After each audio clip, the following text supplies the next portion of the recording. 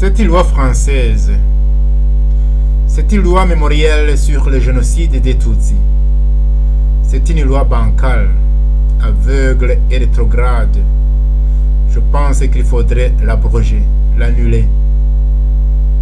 Sinon, on va bientôt voir l'embouteillage dans les cours de justice et dans les prisons.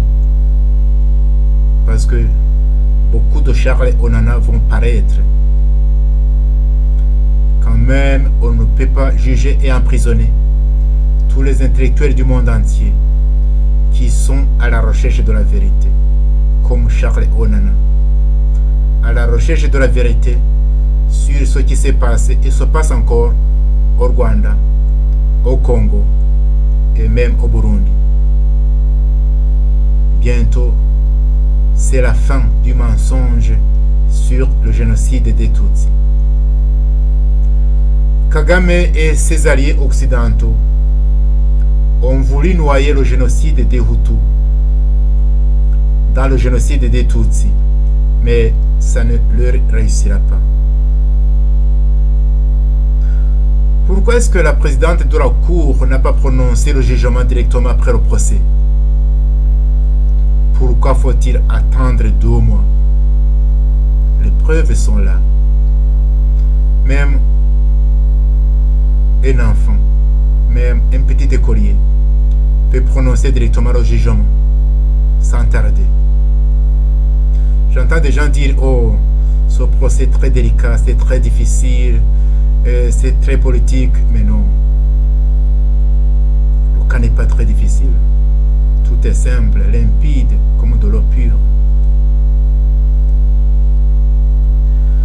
D'abord, on peut se demander pourquoi la justice française a accepté de recevoir une telle plainte dirigée contre le droit le plus élémentaire. J'entends que certaines associations de la partie civile, comme Survie, utilisent l'argent du contribuable français pour payer les avocats. Mais ce procès était-il vraiment nécessaire pour mobiliser le contribuable français? J'espère que ça ne va pas être la justice à la rwandaise.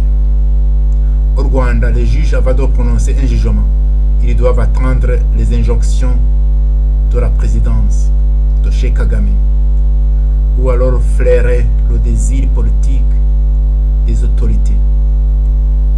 J'espère que la présidente de la Cour ne va pas utiliser ces 2 mois pour attendre ou flairer le désir du président Macron, ou alors prononcer le non-lieu comme le procès sur l'avion du président Habyarimana. Parce que avec Macron, on peut s'attendre à tout. Onana trial against the truth. This French law, this memorial law on the Tutsi genocide, is a shaky, blind and retrograde law. It should be repealed, cancelled. If not, we will soon see a traffic jam in the French courts and prisons. Even so, we cannot judge and imprison all the intellectuals from around the world who are searching for the truth, like Dr. Charles Onana. Searching for the truth about what happened and is still happening in Rwanda, Congo, and even Burundi. The end of the lies about the Tutsi genocide is coming soon.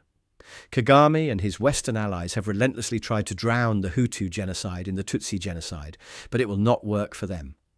Why did the president of the court not pronounce the judgment directly after the trial? Why do we have to wait 2 months? The evidence is there. Everything is clear. Even a child, a little schoolboy, can directly pronounce a judgment without delay. I hear some people say, you see, this case is difficult, political. We must be careful. No, the case is not difficult. It is so clear, simple, limpid as pure water. First, we can ask ourselves why the French justice system agreed to receive and judge such a complaint directed against the most basic right. I learned that some associations like Survival use French taxpayers' money to pay lawyers. Was this trial really necessary to engage the French taxpayer? I hope that it will not be Rwandan justice. In Rwanda, judges, before pronouncing a judgment on a trial, they must wait for injections from the presidency, from Kagame, or sniff out the desire of political power. I hope that the president of the court will not use these 2 months to receive or sniff out Macron's injections, or worse, pronounce the dismissal, as in the trial on the plane attack. With President Macron, we can expect anything.